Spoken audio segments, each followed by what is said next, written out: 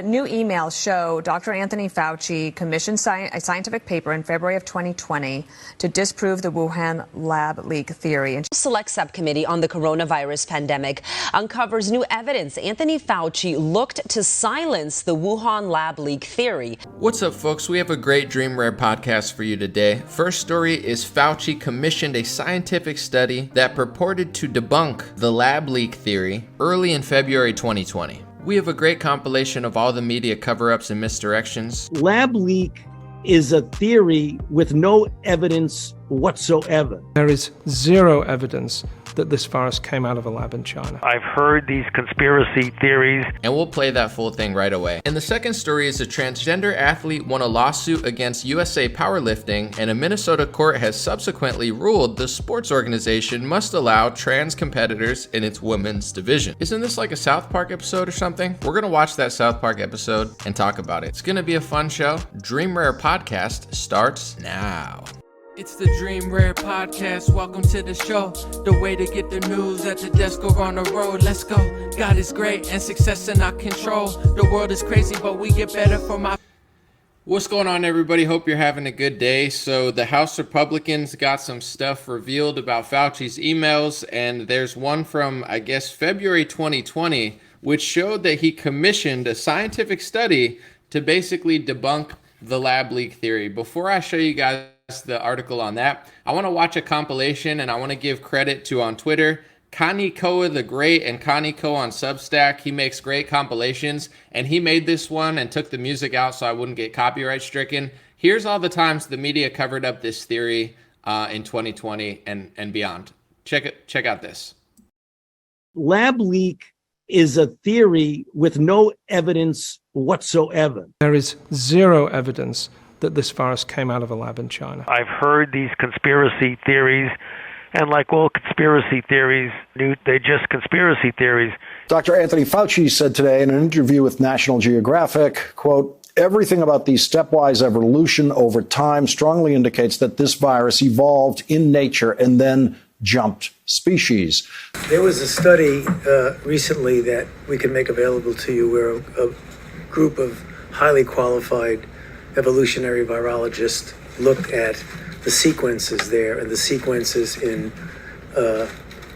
bats as they evolve, and the mutations that it took to get to the point where it is now is totally consistent with a jump of a species from an animal to a human. So, I mean, the paper will be available. I don't have the authors right now, but we can make that available to you. Dr. Anthony Fauci rejected the conspiracy that coronavirus was man-made in a lab in Wuhan, China. Donald Trump is still pushing the debunked bunkum. Conspiracy theories on the internet. The conspiracy theory that has already been debunked. And I don't really know why these conspiracy theories get such traction. I think that people just have trouble understanding what's going on the planet. Conservative talk show host Rush Limbaugh with zero proof, suggesting a Chinese bioweapon lab is to blame. Conspiracy theories that it was leaked from the lab in Wuhan. This has been a huge distraction. One of Trump world's most favorite conspiracy theories, an unsubstantiated theory that a government lab in Wuhan, China was the origin of the coronavirus outbreak. This theory that the virus was accidentally released from a lab in Wuhan, that's his new angle to feed the wingnuts, to treat this virus like it was a conspiracy of some kind. Every day is a new, dangerous conspiracy theory. I mean, this is serious stuff, folks. Don't worry about your ratings for 1 week. The conspiracy theory about COVID coming from a lab in Wuhan. Conspiracy theories. In a lab in Wuhan. Conspiracy theory. Conspiracy theories. All right, so here's one. The virus was bioengineered in a lab. There's no suggestion that this was cooked up in some sort of lab. Conspiracy theories over how the coronavirus pandemic began. The Wuhan lab, we know that it's been debunked that this virus was man-made or modified or anything like that. The far right has now found its own virus conspiracy theory. One theory that just won't go away is that this virus came from a Chinese lab. Now, something you probably have heard from a certain corner of the right is this theory that the coronavirus, quote, escaped from the lab. This coronavirus was not man-made. That is not a possibility. It came from a natural source. It didn't come from a lab. People have looked at the genes. They can't stop themselves because escape from a lab has such a kind of dystopian feel to it. The idea that this virus escaped from a lab is just pure baloney. It's just not possible. And like you say, it's really a politicization of the origins of a pandemic, and it's really unfortunate. I don't see any data for a lab leak. This could not have been artificially or deliberately manipulated. Did you see there at the end, one of them calling it a conspiracy theory was Peter Daszak. Wasn't Peter Daszak the Eco Health Alliance guy? Wow, interesting. So just real quick, that compilation, feel free to share this. Appreciate you guys. That was made by Connie Koh the Great. Really, really good compilation. So now that we watched dozens of clips of psychotic mainstream media propagandists covering up this theory for years, where did this idea that this needed to be covered up really hatch from? I can't say it started here, but this is a good start. Dr. Fauci commissioned a scientific study that purported to debunk the hypothesis that COVID escaped from a laboratory in Wuhan, China, according to the emails released by House Republicans. On Sunday, the GOP-led House Select Subcommittee on the Coronavirus Pandemic revealed that the nation's leading epidemiologist in February 2020 directed and approved a paper titled The Proximal Origin of SARS-CoV-2, which he later cited to cast the lab leak theory as a myth. It's just a myth. Dr. Fauci commissioned a scientific... Oh, I already got to that part. New evidence released by the Select Subcommittee today suggests that Dr. Fauci prompted the drafting of a publication that would disprove the lab leak theory. The authors of this paper skewed available evidence to achieve that goal, said Dr. Jeremy Farrar. And Dr. Jeremy Farrar went uncredited despite significant involvement, a memo said. Well, let's just say this. That theory was covered up by Facebook. I'm not an epidemiologist, but that theory was covered up completely. Fauci, before we even locked down, seemed like he was trying to get ahead of it and be like, it definitely did not come from that lab, that I'm definitely not doing gain of function, definitely not with funding from, definitely not Peter Daszak, definitely not Eco Health Alliance, definitely not that. So let's just make sure that we call that a conspiracy theory. And I don't know, I'd have to look into this report, but I saw reports and people saying on Twitter that CNN had basically, said, well, if Trump says it's a lab leak, we have to do the opposite. And I guess that's the country we live in now. If Fauci says it's a conspiracy theory, then I guess the whole left wing will say, well, that has to be a conspiracy theory because we're the left wing and we love Anthony Fauci. And if he says it's a right wing theory, then we're just going to believe whatever he says. And then you have CNN type journalists that'll say, well, if Trump says it, then we have to just disagree with it. It's like a game of opposite day. It's like, well, if the left says this, then I say this. And the right wing plays this game to an extent too, but I would say the left is horrifically bad when it comes to Trump and Fauci. It's just like whatever one says or the other one doesn't say. So we'll see what really happens to this. I think it's a good sign that the House subcommittee is actually doing something. They've only been there for a couple weeks and they're already getting this email done. At the end of the day, I have to say this, and then we're going to move on to the last story. Transparency when it comes to government's good, especially after the lockdown, especially after 15 days to slow the spread, especially after the vaccine horror campaign of the tyrannical push of all this stuff in our face. So, transparency is good and important. And, Republicans might be useless on a lot of topics, but I do appreciate the fact that they uncovered this. And just like Elon Musk with Twitter, a lot of people are like, I don't trust Elon Musk. Well, you probably shouldn't. I don't think Elon Musk is your savior. However, it is good that Elon Musk bought Twitter, and it is good that he put certain things transparent because now we know how stuff works. So I'm all for if the House subcommittee is going to keep doing stuff like this. All we want is transparency. Let's see what they really said. Let's see what they really thought. In the UK, transparency is coming out. There's text that there was a purposeful fear campaign. They wanted to make everybody scared. So, transparency is a great, great thing. And regardless of what you think of the lab leak theory, we got to know more about this. And we can't just let this go away. I think Big Pharma is a number one threat to our country. I don't think we have really anything. I don't think we have freedom. I don't think we have a good food supply. Our televisions are taken over. When you watch TV now, it's really creepy because I try to tune this stuff out. I'm very spiritual, very sensitive. But I'm watching so many pill commercials that are saying that a side effect is literal cancer. Okay, I'm hearing that more. I've been watching TV since I was like Power Rangers days, since I was 5. I'll browse it now. I don't own a TV, but every year there's more pharmacy commercials. Every year, the side effects get crazier. Now, but back in the day, it would have been like nuts to hear some of these side effects. There's a few, yeah, okay, you could death, you could vomit. We've always heard. But now you're starting to hear the side effect is cancer. The side effect is cancer. The side effect is cancer. That's one of the side effects. And then it's like, talk to your doctor if you got a vaccination. So it's like vaccine doesn't matter, but you have to talk to your doctor if you did get vaccinated because this, medication might. And then everyone's like, well, there's all these new diseases in this country. Certain diseases like used to never see. It used to be rare, and now all these diseases are getting less rare. I'm not saying that the pharmacy pills are causing it, but I mean, I have 2 eyes and 2 ears. It's like, here's these side effects, here's these side effects, here's these side effects. I never used to hear this 5 years ago. They've swallowed up our television. 80-90% of the ads are big pharma. The side effects are worse than the thing that you're taking the product for, and nobody notices this. And then we get locked in our house. Trump's selling the vaccine. Biden's mandating the vaccine. It's the greatest human achievement, says Trump. Bill Gates is doing this. Does nobody notice that big pharma is like swallowing up our country as we get fatter, as people are less healthy? Why? What's in the food? It's not just the fact that people are overeating. It's the fact that something's wrong with the food supply, in my opinion. So, I think that some people will say, let's just forget 2020. I don't think so. I like to live in the present moment. Of course, I don't want to live in the past, but there needs to be accountability from both parties. At least the Republicans are pretending and doing something. That's why I vote for those losers, and I'm glad that they're actually doing something in the House with the transparency stuff.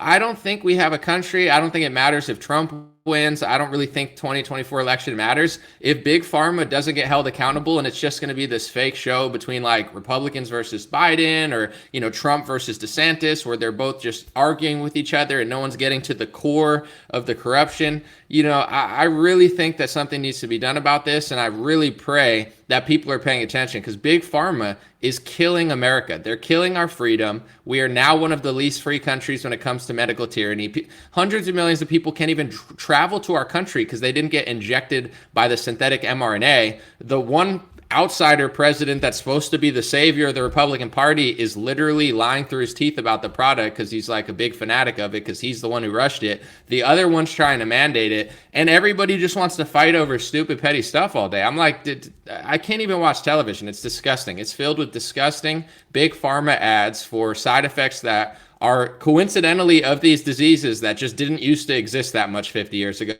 Now they're common, and it's the side effect of like every pill commercial. But that must just be a coincidence, right? Just like side effects just don't exist for the big pharma shot, yet they have liability clauses, and they can't be sued for the side effects that don't exist. If the side effects don't exist and they're super safe, then why do you have a liability shield for them? Because they exist, and you don't have the same type of liability that you have under pills. It's such an obvious scam that's going on, and I pray that the American people wake up. I love this country, and I mean, our culture is disgusting now, and one of the biggest culprits is Big Pharma. Speaking of generic, transition, speaking of generic transition, NPC, GPT chat, malfunction, no, I'm just kidding, but the second story I want to talk about is pretty wild. I think this is like a South Park episode just turned into reality. It's like Babylon Bee and South Park. Do they predict the future, or do they just talk about what's going on and then it eventually happens because the world's crazy? So this is Como News. I mean, this is everywhere. You can look in 10 different news sources. A transgender athlete won a lawsuit against USA Powerlifting, USAPL, and a Minnesota court has subsequently ruled the sports organization must allow trans competitors in its women's division. USAPL had banned trans athlete J.C. Cooper from competing in its women's competition, which reportedly led to Cooper filing a complaint with the Minnesota Department of Human Rights in 2019 and a lawsuit in state court 2021.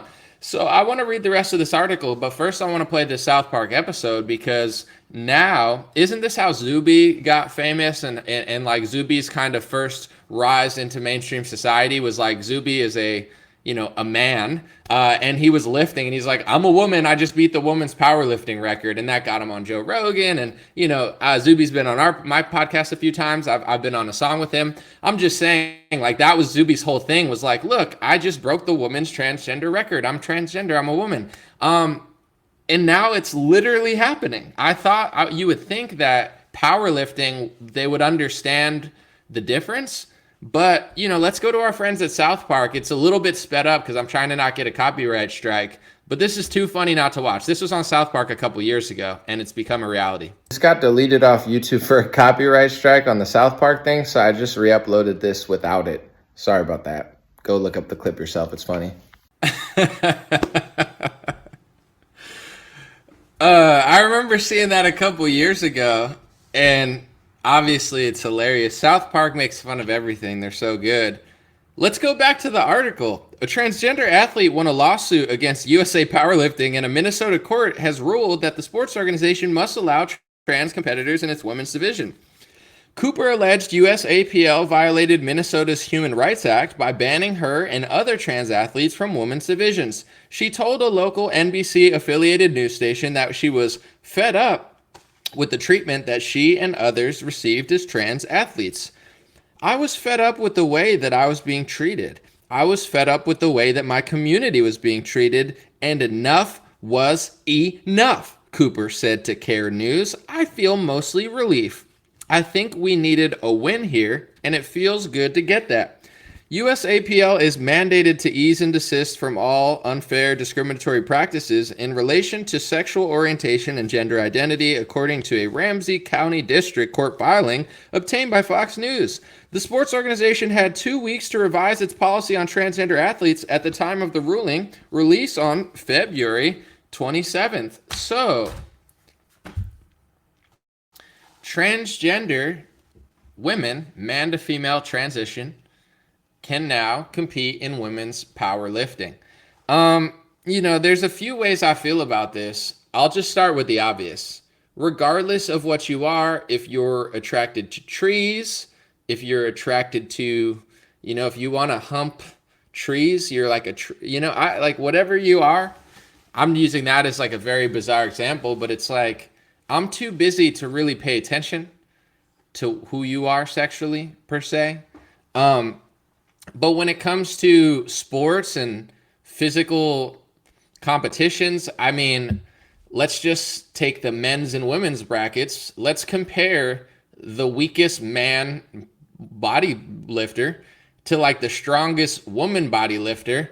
And it's obvious that men lift more weights and dominate pretty much every aspect of powerlifting, obviously. So now that they're allowing transgender men to women transitions into the competition, you are going to have probably a transgender man to woman person winning the things, because it pretty much eliminates women's sports completely. Now, I wish I really was as upset as some people will be about this, but I'm really not, because in my opinion, this is almost like full circle, and it's almost like this has to happen to get back to tradition. I can't speak for every women's sports, because there are certain women's sports that I do like. I don't mind watching women's MMA, mixed martial arts. I like UFC. I even some soccer games I'll watch. Like when it's the Olympics, I'll root for the women or whatever.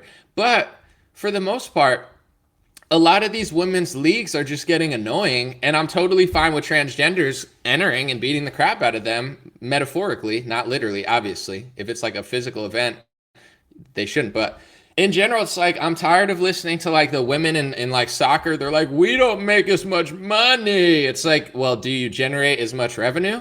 No? Then, okay. The Canadian women don't make money, so now we're doing a game for human rights and, making Rapinows. It's like, let the transgender women in, like open the floodgates. I'm tired of watching these crybabies. I don't even care, Apparently, I don't pay attention enough to the business side of it to really care.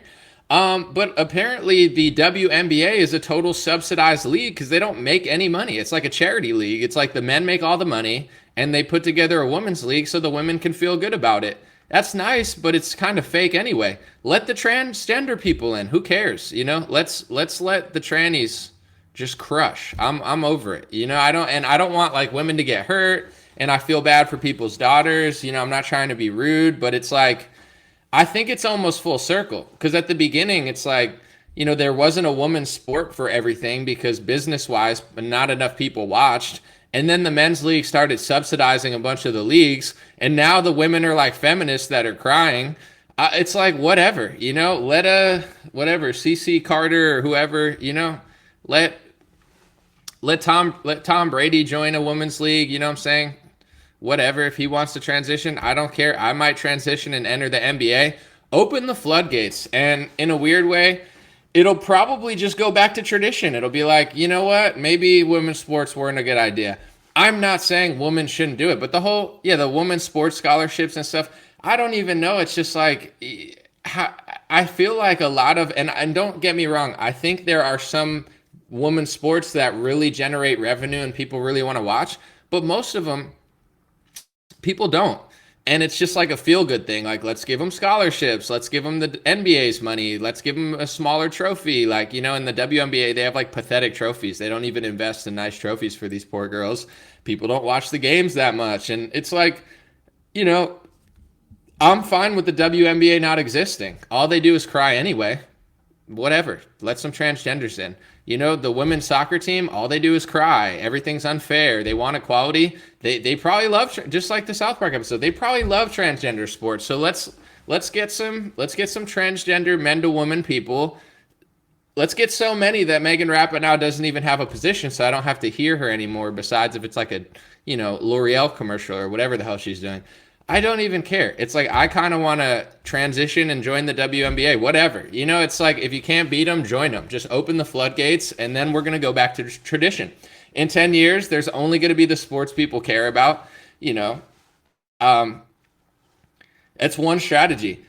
With that being said, I do feel bad for actual women athletes. You know, jokes aside, like, for instance, like, I do like women's MMA. I think it's entertaining. I think they generate revenue. I think women's mixed martial arts is doing a great job, and there's a lot of compelling stories.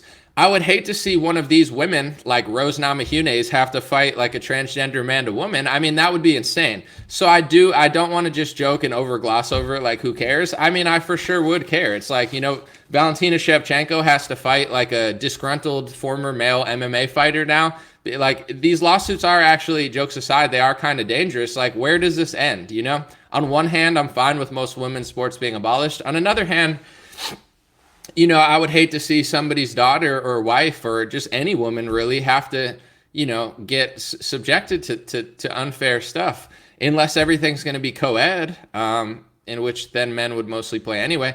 I don't know. What do you think of it? I think it's pretty obvious. And, you know, this is one of those topics that just shows you that although right-wingers might not have their messaging down or whatever to like appeal to the masses, because I do see a lot of right-wingers, like, they always have to say something that's so out there that like nobody wants to listen to anybody. But left-wingers are not the adults in the room, excuse me.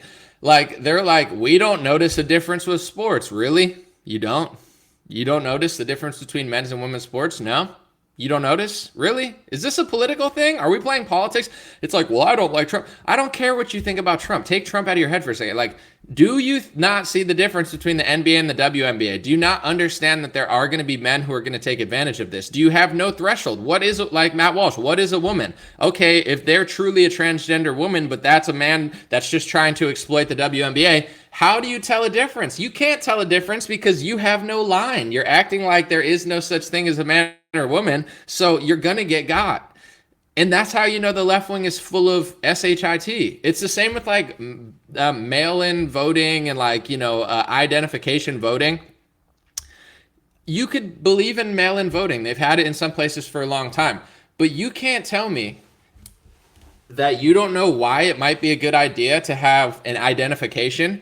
Can you get on a cruise ship without an identification? No. Can you get on a plane without an identification? No. Can you buy cigarettes or alcohol without an identification? No. Can you get a bank card without an identification? No. Can you get an apartment without an identification? No. Can you do anything without an identification? No. Can you go to a sports game without an? You can't do anything in this world without an identification, but you can vote in a national election with billions of dollars of lobbying money that decides literally the fate of tens of trillions of dollars. You can do that without an ID, but you can't pick up a pack of alcohol. Like, and left-wingers want to sit and act like they don't know.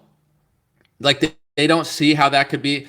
We're not dealing with real people here or honest people. Or, I'm trying to get to the psychology of it. I think some people are foolish. I think some people are naive. Honestly, I think some people are very nihilistic and they just don't care. If you don't even love yourself and care about yourself, how in the hell are you going to care about everything else? I think a lot of people that, just go along with this stuff, they just don't have the spirit to stand up against it because it's just like, I don't even care about myself. How in the world am I going to take a stance on a topic that matters? So I think there's a lot of nihilism involved in it. I think there's a lot of delusion. I think there's a lot of naivety and foolishness, but but it's got to be something else. Cause it's like, how do you not understand where this is going? Part of me says this is insane. You got to protect the women and fight this in the courts. Part of me says, keep your daughters and wives close to you, open the floodgates, and just let them destroy every women's sports league. I have like an angel on one shoulder, and I don't want to say I have a devil on my shoulder. I have another angel that's just less good. And that one's telling me, anomaly, maybe everybody should be transgender and we should all play sports. And I'm like, you sure about that, bro? So part of me just wants the whole system to just implode, where it's like, we've talked about this before, but same with like the NFL. They're doing all this activism, and whatever the right wing is doing and whatever the realistic people are doing, it's not working. Like, no, we're not winning. They're not changing. They're not stopping. I mean, on some hands, yeah, Disney's losing money. Daily Wire's doing well. On some hands, we are winning. I'm not trying to be pessimistic, but it's like I kind of have this angel on my shoulder saying, just play into it. So it like the what is a woman sort of thing. I think the reason that was so effective is because Matt kind of just got out of his own way and just kind of asked like questions that they couldn't answer. Safe with like, NFL. This is my theory to destroy the NFL. If they're going to play this game, we need a black coach. We need a woman coach. Just keep it going. Keep it going to a rate that's not sustainable. Oh, you want a black coach, but you don't want a transgender coach? What are you, some sort of bigot phobe? Oh, you want a black assistant woman coach, but you won't let a black transgender woman own the league? And then you're going to have all the dudes who own the, own the teams are going to be like, oh my gosh, oh no. Like, of course they don't want to lose their team. If you make a bunch of white and Jewish guys sell the team that they own, then they're going to freak out and cry. It's like, no, we don't want diversity among the CEOs. Like, we just want diversity amongst the coaches. Like, yeah, I know. That's why I'm pushing it further. It's like, we want every CEO, every owner needs to be a woman, two-spirited, black, trans, like let's just accelerate the activism to a point that's unsustainable. Part of me just says that because people are like standing up to the NFL. It's not working. We're not winning. They're just doing it anyway. I'm fine with black coaches. I think there's always been black coaches. I think there's going to be black coaches, black quarterbacks. Like, it's fine. Obviously, it's like I want the best coach to be like, what's the guy from Pittsburgh Steelers? Mike Tomlin. He's a great coach. He's been there for like 20 years. He should be there. He's a great guy. But now it's like a black coach gets fired, and he got fired because he's black, and now we need a woman coach, and it's just never enough. So it's like, let's just accelerate it. You know what I'm saying? Instead of fake fighting it, let's just push it further and further and further and make them live up to their own standards to the point they realize, like, what the hell am I even doing here? Like, oh, I'm a liberal man and I agree with this. What do you mean? Get out of the way, man. There should be no men at CNN. They should all be transgender women. Like, how dare Anderson Cooper sit there being a white man? You know what I'm saying? Like, why doesn't he get out of the way for minority, transgender, two-spirited Native woman? Like, it's almost like I'm almost at the point where I want to just accelerate it so they can't even live up to their own standards at their own companies and their own sports leagues. Because at this rate, like, it is what it is. And it's so funny too, because you see this diversity stuff. It's always at the low level. Like, do they want diversity amongst the players? There's no such thing because they know that the best players will rise to the ranks. Aaron Rodgers is Aaron Rodgers. Doesn't matter if he's against big pharma. Doesn't matter if he's white. You know what I'm saying? If he's conservative, whatever he is, they can't replace Aaron Rodgers because he's too good. There is no diversity among Aaron Rodgers' contract because it doesn't matter what his skin color is. It's about the merit. And same with Tom Brady, and same with like hundreds of black players.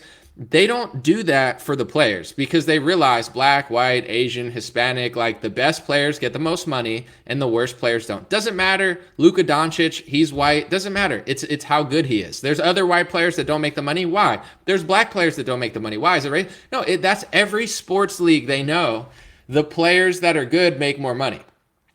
So it's like weird, the big experiment. Like why don't they do that on a football field? Why don't they do that on an NBA field? Because they know it doesn't work. True diversity in America is working hard to be the best. Why do they do that on the field, but now the coaches don't do that? Why do they do that on the field, but we have to do everything so differently? It's like they don't practice what they preach. It's all fake. The CEOs are not going to give up their team. The owners are not going to sell their team. And the players are going to diversify naturally based on the skill set that they have and the value that they bring to the company. So it's like, it's so fake. They don't want, they let diversity play itself out on the field. So I think either call it out or just accelerate it. I don't know. What do you guys think? I'm going to read. Someone said, I'm on shrooms. Are you a tranny? You're on shrooms? Whoa, is this crazy, dude? I'm talking directly to you, not everyone else. Only the guy on shrooms. Whoa, what gender am I? I'm just kidding. I don't want to like ruin your trip or anything, but it's all good. Someone said two-spirited isn't a thing. How dare you, dude? I know two-spirited is a thing, because I will not stop my activism until every owner of every NFL team is two-spirited. So I know you're lying because I want every owner to be two-spirited, every coach, and I'll be damned if every WNBA player isn't transgender in 5 years. I won't stop until, the floodgates are open and all these annoying liberal women have nowhere to play. Someone said the founding fathers were the deep state, aka Freemasons. Maybe, but the Constitution is still kind of fire. As far as documents go and these ideas of liberty go, they didn't have to do that. They could have just been like, Rule 1, we're the kings. Rule 2, you're the slaves. They could have easily done that, but the Constitution is actually pretty fire. I appreciate it. I don't care if they were Christians. I don't care if Ben Franklin had syphilis because he couldn't keep his you-know-what in his pants. I heard Ben Franklin was a sexual deviant. He probably should have kept his dingling between his you-know-whats. But listen, the Constitution's still pretty fire. And like the U.S., founding documents are pretty good, So whatever they were, it's all right. They did better than modern politicians. That, is what it is. Joanna Man is a great movie. I've seen that when I was like 15, and it's all happening. Interesting. Interdimensional time-traveling vampire aliens. I watched a meme today. Someone posted an Alex Jones memes where he was calling them like vampire potbelly goblins, and then it had like, maybe it was like Millie or one of those guys who looks like a potbelly goblin or something. I was like, I'm not saying Alex Jones was right, but there does seem to be a lot of potbelly goblins out there. I'm just saying. Have I ever considered working with Crowder? I would interview Crowder, but I would never consider working with him. I don't think he's like ethical or honest, and I heard he records people a lot, so I don't trust him. I disagree with people's opinion of how he handled that last thing. He lied about his contract. No, I would never work with him personally. I've only heard terrible things of anybody who has worked with him. No, I would never work with him. I'd work by myself before I work with him. Someone said your comedy is getting as good as your political analysis. This is a compliment, by the way. Thank you, Karen. Well, I try to be funny because if I'm not making jokes, then people are like, oh, you're so pessimistic. Oh, if you don't like the vaccine salesman, you have no hope. My hope is in politicians. It's like, either I make jokes or I just get annoyed. So I figure I'll be funny because it's funny. It's It's like, haha, I laughed. That was a good show. Versus like, oh, I'm so angry. Like some people are like, oh my gosh, America's imploding. Buy my freaking $300 survival kit. People are like, holy crap. Speaking of sales though, shameless plug. You know, we have blue and black hats at dreamrare.com, and I'm working on new products. I know I've been saying that forever, but I'm really cracking down. I'm not gonna make less content because I'm still gonna do it, but I've been spending like hours a day doing business calls. I've come to the conclusion I don't have a manager. I don't have anybody helping me, so I'm not going to act like I do. I'm doing like 15 things a day now before I even do a video. That's why I'm so late. So I'm getting stuff together. I'm trying to get multiple products. I was on the phone with like 3 different people today. I'm going to start making some more things happen for sure. Because I'll tell you the truth too. Like, you know, things are changing. Like, you know, they're trying really hard to push the Instagram Reels and the YouTube Shorts.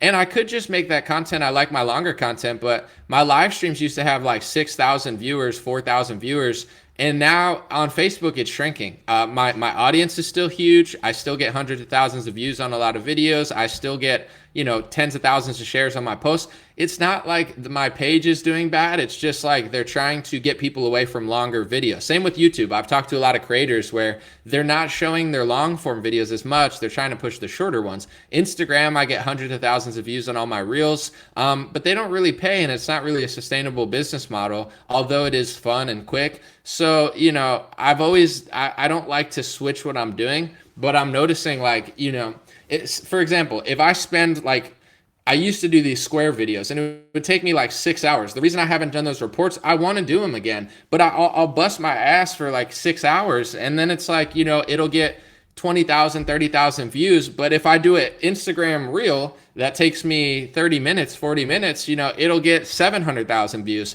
So it's like, why would I spend 7 hours to get 30,000 views when I could spend 40 minutes to get 700,000 views? So I'm trying to figure out, how to play this game, because I've always stayed consistent and I've always built my brand. But, you know, I don't know if I want to make more short videos or not. Maybe I should just sit here and make like, you know, rectangle videos for the next 3 months. We'll see. Someone said our attention span's destroyed over the last few decades. Yeah, but podcasts are also getting big. Like my podcast doubled on Spotify and Apple, Dreamer podcast. So yeah, no, I agree. It's like podcasts are good for long form if you're at the gym or at the office or driving. And then short form, it's like next. You know, that is the name of the game. And I want to say too real quick, for dreamrare.com, I'm very picky. Like if you get this hat, it's a good quality. Let me see if it's got the American flag in here. You can see it's made in America. But in general, it's like I'm so picky. Like the guy that I work with is like, check out these hats. And like, if it's not fire, I'm not going to sell it. So I can make money on black hats, but there's these new black hats and they just don't feel right. And I'm like, so the hats are fire. The sweatshirts are fire. You know, it's good quality. It's better than most people's stuff. I'm very picky. That's why I could make more if I just sold anything, but it's got to be good. My shows are the best length. Thank you. I'm trying, you know, things kind of flow too. You know, right now there's not a lot of huge news. And I think, to be honest, like, I'm not saying that's why people are beefing, but you notice in the conservative world, like 500 people have fought with each other. Everybody's fighting every day. It's like nobody has any content. I'm not saying they're purposely fighting for views. I'm just saying like people are bored. It's like there's no, you know, the left doesn't have Trump. You know, Biden is boring. He's not even worth covering. There's not, like, the pandemic was insane. We're getting out of it. It's not that crazy. I feel like people are just like, you know, they're like bored. They're like, let me beef. Like, I don't know. Everybody's fighting with each other. And I'm like, leave me alone. I don't want to do this. I don't care. Thank you, Janet. I appreciate you. Thank you, Bella. And thank you to everybody on Patreon. I haven't even, like, you know, every month I get paid on there. I haven't even, like, got the money yet. I'm running in 50 different directions, but it's okay. I'll get to it. Someone said conservatives were energized with Trump. I think this is my personal opinion too, and you don't have to agree, but with Trump, although the media was against him, although some of the Republican establishment was against him, for the most part, the base was unified under Trump from like 2017 to 2020. Because, in my opinion, this is just my perspective, you don't have to agree, I felt like there was massive unity among the base, even though there were outside forces, because Trump it seemed like he was the real deal. and he hadn't really done anything too crazy. And we were all kind of waiting for like this 2020 with like surprises and so many great things. And instead we got a pandemic. And then Trump went the route of like selling the vaccine. And in my opinion, like he's been off the cusp. His Twitter used to be like on the point, like everything he said on Twitter, on point, on point. He had the best Twitter in the world. He's the best. He's not that good anymore. People can make excuses for him, but he's not as good as he was in 2018. So I feel like the base is fractured because Trump isn't really that guy anymore. So there's people behind Trump, but it doesn't have that same energy. Now he's attacking DeSantis. Now he's selling the vaccine. Now people who like Trump are mad when you realize that he's not really doing what he's doing. So I think the reason people are fractured is because Trump isn't as strong as he was in 2018. I just don't think he's the same guy. And I don't think he commands the same respect and like authority. And, it's unfortunate because people are a mess right now. Some people like DeSantis, some people like Trump. They're fighting. Daily Wire, Steven Crowder. I'm all for a little back and forth. Like I think some arguments are healthy. I'm not like, sometimes I disagree with Jordan Peterson, but it's like, is the Daily Wire argument going in the right direction? To be fair to Steven Crowder, I am glad that he did that because it did expose a few things. And even though I don't agree with how he handled it, and I don't think he was on the right side of that argument, I did get to see a massive contract. And as somebody who is in the business and I'm interested in business, the fact that Jeremy Boring just read the whole contract aloud, it kind of gave us insight to how much the top people are making. And, Crowder helped a lot of people because if, even though he didn't want the deal and some of it was a little weird, for the most part, I think it kind of set the bar of like they're willing to pay Crowder $50 to $120 million. And now if you're a smaller creator, you're like, well, I could kind of like leverage my next deal off of that one or, pretty much say a certain thing about it. So I am glad that all that stuff went transparent, but I don't know where that kind of fight was going. And I'm not going to get back to that debate, but in general, when you do a business thing, there's two ways you can go. You could do 50-50 splits or some sort of splits, but if you do splits, you're not going to get a huge lump sum. And if you get a huge lump sum, you're not going to own that much. So that's kind of the negotiation when it comes to business. Like if someone's going to pay you upfront $50 million, they're going to want to recoup that. So they're going to take some stuff from you. In music, people don't know this, but in music contracts, you get an advance, and that's called an advance because it's not even your money. If you get $100,000 or $1 million, they actually recoup that money. They're getting that money back through your sales, and then you get paid. So, I'm glad that all happened because it was like a business tutorial for a lot of people and myself. It was just interesting. But yeah, I don't know. It's like a lot of people are fighting. A lot of people are arguing.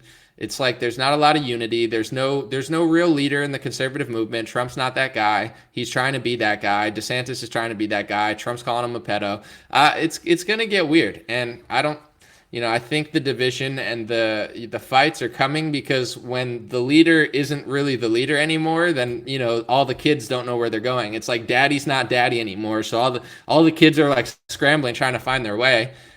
It is what it is. Everything happens for a reason. Someone said it's like the entire country has no memory. Yeah, I mean, the two-party system, it's like, I've solved the mystery myself in the last 4 years. I've spent way too much time researching, but it's like you have donors and big special interests really control politicians. If you're willing to pay $100 million, you get a lot of say. You get what I'm saying? If I sell something, I'm getting paid by that company to sell it. This is big boy money, bank money, bankers, people who own casinos, like they're paying politicians, companies are paying politicians. And then the politicians are professional salesmen. Biden, professional salesman. Trump, professional salesman. But the thing is, people don't have a memory, so they just keep falling for it because they don't understand deeper. It's always like, well, George Bush is better than the left. And then it's like, well, Obama's different. He's half black and he's young and he's not corrupt. And then Trump's different because he's a billionaire who knows them, but he's so different. But he's not different. But Biden's different. But Trump's going to be different again, even though he wasn't really that different. It's like people have no memory and the game is just going to continue. And it's like the left has lost their minds. They don't think anymore. And the right just likes Trump too much, a lot of people, so they get like offended when I talk about stuff. I want I want to say like, this is a conversation I've had hundreds of times, and I want to read another comment because I don't want to rehash this, but here's a conversation I've had. When I say that, like, he took $1 million from Pfizer and he took $100 million from corporations and he hired a bunch of swampers, like his whole cabinet was god awful. And then people say to me, that's not true. Their first instinct is like, I like that guy. Trump didn't do that because I like him and he said he wouldn't take money. So that's not true. So this is like the steps of denial. They're like, Anomaly, show me the proof because I don't believe that. I don't want to believe it. I like that guy. And then I show them the proof, and then they change their narrative from it didn't happen to, okay, yeah, it did happen. It happened. So, yeah, so which politician didn't take the money? And then they like actually get upset at me, and I'm like, well, that's the issue though. If Obama, Biden, Trump, if they're all doing the same thing, that's the trap, that they're all doing the same thing. But people go from saying it's not happening to, yeah, it's happening, but who cares because everyone does it. That's the problem. But people don't see that as a problem because they fell in love with the politician. And it's like, if the left hates Donald Trump so much that they can't think straight, and the right loves him so much that they can't think straight, well, there's the next 10 years of your life in America. It's that, I guess that's the game people want to play, and they don't want to hear it. So now what you have to do is think, well, if people are going to do that, there's an old saying, you can lead a horse to water, but you can't make them drink. So if you can't wake people up on the left and you can't wake people up on the right, you can. I think I've woken up millions of people. I've woken myself up. So I'm not going to quit. I know it's possible. For every person that gets mad at me, people say, Anomaly, you woke me up. Anomaly, you woke me up. So I know I'm not being pessimistic. I know I'm being effective. But the thing is, you can't revolve your whole life around people who don't get it. So then it's like, what can we do? We can enjoy our lives, when it comes to your family and personal life and having fun and hobbies, you got to just enjoy yourself. And then when it comes to, building, like, what can you really build? Like, I'm looking at my company now. I've always been, I did this for 10 years in music. I said, I don't need to make money. Like, I never cared about money. I never cared about cars or clothes or women or like record deals. I did want a deal because I felt like that was the only way to be successful when I was young. But the point that I'm getting to is I never wanted all the glitz and the glamour. But then I hit 25, and after 10 years of music success, or 7 years of music success, I had no money. I had millions of views, but I never capitalized off my views. And that's when reality hit me. I could say I don't care about money all I want, but if I don't get money from music, I have to get money from somewhere else. And it's an exchange for my time. That's what a job is. I have to work at a supermarket. I don't want to be here, but I have to be here because I need to exchange my time for money. And that's what woke me up to. It's not selfish to get money, because if you don't have money, you have to get it from somewhere. I'm not a hippie. I don't live in the grass. I pay rent. I have bills. I have car insurance, so I had to work. And that's when I started getting more ambitious about making money and finding what I loved, even though I was already doing it for free for 10 years, even politics. I never even thought I could make money in politics. That's not why I got into it. But after 3 or 4 years of building an audience, I was like, wow, this is actually a thing. I didn't mean to, but now that it's here, the point that I'm getting to, there's a reason I'm saying all this. Now I don't think it's selfish to build my business. It's like, at the end of the day, I could run in circles around Republicans or run in circles around Democrats. I don't want to run for office, so I'm not trying to raise a bunch of money. I'm not trying to start a nonprofit where you make a lot of money, but you gotta be like nonpartisan, or you get what I'm saying? I'm not trying to do that. So I might as well just build my business and create a good model. And, that's probably the best way to be effective, because in general, having a lot of capital, you can hire more people, you can expand, you can buy yourself 10 years of time to do this. So, I'm focused within, because that's just the reality. It's like, it is what it is, but I've been down that road before. Someone said, why, brother? Why would I not run for office? 2 reasons. One, I don't like politics. I'm not a politician. I'm not one of these people. Like, a lot of people get into politics and it's like a fame thing. It's like, oh, I could just be famous. I would have to go to law school, or like, I would want to really study political science. If I was going to run, I would do it properly and know what I was doing. But I don't see politics as the biggest way to change society. I think media is more important. Like, the whole reason people fall for politics is because of the media. So it's like, politics is upstream from culture and media. I think people think politics is the most important thing. And that's why we keep getting scammed, because you keep falling for the politician. But when people run, it's usually people that are like completely egotistic. Usually, not always, Thomas Massey seems like a good guy, but usually it's this cycle of like, they get donor money, they become corrupt, they fall in line, and people keep running in circles around them. So I don't want to run for office, but I also don't think it's like it's the best use of my time. Like, I think I've been more effective than most politicians. I think I've done more to change the landscape of culture. I just don't get that much credit for it. And to be honest, that's fine, because I don't really want credit, because with credit comes media smears. With credit comes, a lot of haters and stuff. So it's like, I'm not complaining. I don't get as much credit, but it's like, I fly under the radar and I like it that way. I don't want any more attention than I already get. And I don't think it's the way to change. I think, culture, music, certain things can change the landscape of society way faster. So, I'm trying to think strategically. What's my stance on sponsorship, said Ghost Grows.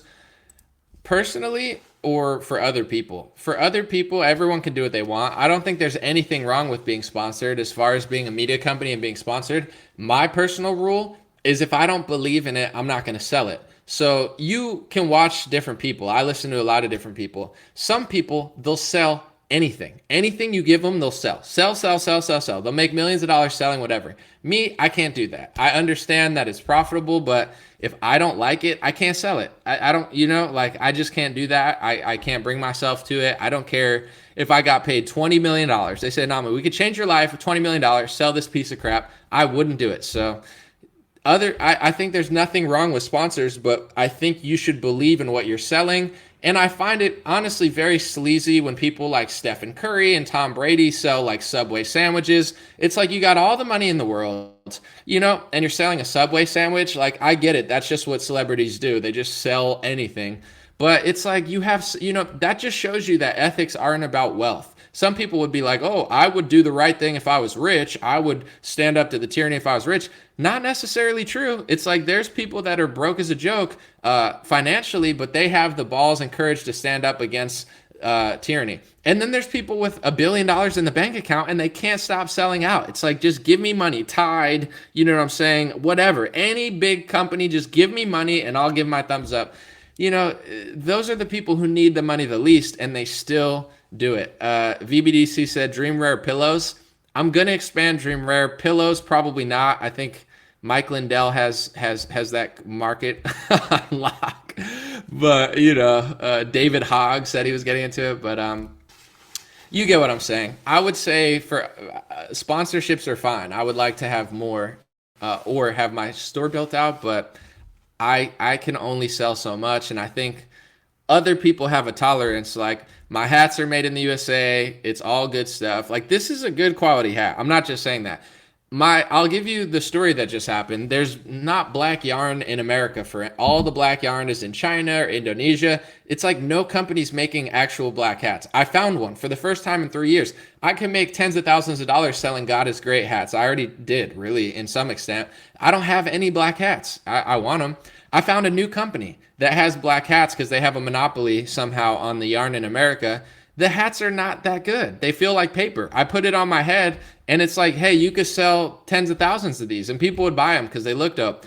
I won't do it. I just lost tens of thousands of dollars because I won't sell the black hat because I don't like the hat. That's the type of person I am. I don't care how good, much money it is. I don't care. Like, if I don't put the hat on my head and think this is a good hat, then I get 1,000 people to buy the hat. You put the hat on your head and 9 out of 10 people think, well, this actually is kind of a shitty hat. You wear this hat. It's a good hat. My sweatshirts, honestly, I think they're the best sweatshirts I own. It is the best sweatshirt I own. People text me all the time, Anomaly, your sweatshirt's actually really comfortable. It's like, it's expensive. It's made in the United States. It's good quality and it's very pricey. The profit margins are very small for the sweatshirt. But I'd rather make, a couple thousand or 10 or whatever selling a good sweatshirt than 100,000 selling a trash sweatshirt. So, and I think that's a long-term strategy, because when I start releasing more products, you'll know that I'm using it. Like, I'm trying to get into, I don't want to say the product because I don't want to spoil it, but I use it. I've been using it for a year. I'm weaving through trying to find the right stuff. So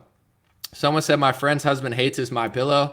Well, pillows are subjective. Some people like soft pillows, some people like squishy pillows, some people like thin pillows. So I've heard some people love My Pillow, some people don't.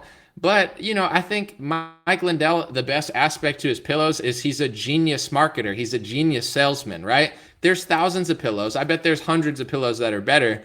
But Mike Lindell has mastered the art of marketing, right? He's a marketing genius. Even before the Trump thing, he's now cornered the conservative market. But before the Trump thing, it's like you knew about My Pillow because he had the best infomercial. So personally, I'm guessing the quality's not good. I don't know for sure, but I'm guessing it's like, I don't think he's like blowing my mind with his quality of pillows. But, you know, if you like his ethics or you like his brand, or it's just like you remember his brand because it's just so catchy, he's made a fortune. So I think, you know, he's a business genius, Mike Lindell. It's like genius level marketing. And even before Trump, he's always been really good at it. But I can't say it's bad because pillow, like I've bought a $100 pillow, like memory foam pillow, and it sucked. It was too thin. I'm like, oh, this will be the best. So sometimes the cheap pillows are better pillows. I've invested because I was like, I need a really good pillow. And it's the worst pillow I own. It's flat. It's got weird curves on it. Sometimes just a classic pillow is like a better pillow. But, you know, I think I would never like say, oh my God, it's probably the worst. It's like, depends what you like. He's made in America. Can't hate on him. He's self-made. He's a business icon, you know? He's got like the businessman mustache. He's got that mustache that like he shows up and he's like, hey, I'm Mike Lindell. You already know he's selling something. You don't know what it is, but like nobody has that mustache and doesn't sell something. Have you ever seen someone who looks like Mike Lindell and he's just like, yeah, no, I just kind of like do this over here. Like someone like that's always selling something. Cars, pillows, pharmaceutical. It's just like the salesman mustache, you know? It's like, hey, Mike Lindell here. You're like, why are you laughing, dude? We're at a Thanksgiving party. He's like, Mike Lindell here. Hey, yeah. And you're like, all right, bro, you got me. You start taking out your wallet. You're like, what do you want from me? I'll buy it. Just stop laughing and smiling at me. Like, whatever. He's like, I get it. You're trying to like. It's, you know, you've always met someone like that. Hey, buddy. You're like, I know you're not that excited to see me. Some people are, but you're not. I could just tell. It's not like a genuine, like, oh man, good to see this guy. It's like, this guy's he's gonna whip out a pyramid scheme out of his pocket. You know what I'm saying? He's like, you ever heard, hey, buddy, you heard of this one? I'm like, dude, whatever, man. I'll buy the Girl Scout cookies. Just stop smiling like Jack Nicholson. It's creeping me out. All right. Appreciate you guys. I'm going to read a few things off, and then I'm going to head out. First thing I want to say, I have a bunch of links. I just want to say thank you real quick, and I'll get actual names. I try to read them at least like once a month or every other month. Thank you to everybody on Facebook, supporters. I appreciate that. If you're on Facebook, thank you for supporting whatever. I don't even remember what it is as far as like the thing, but we'll do a monthly live stream. I was away all of February. Thank you for that. Thank you to everybody on Patreon. I owe you guys a private live stream or a private audio thing. February, I was gone like the whole month. So I apologize, but I'm back. Thank you guys on Patreon. All my links, if you need like one link because it's kind of confusing, I have dreamrarelinks.com. It's got everything. It's got my Rumble page. I'm trying to start to live stream on Rumble because it's smart, because they actually don't hate me. But I can't figure it out. I'm like trying to get the code and stuff. It's very annoying, but I'll figure it out. We'll be on Rumble. We already have a lot of videos on there.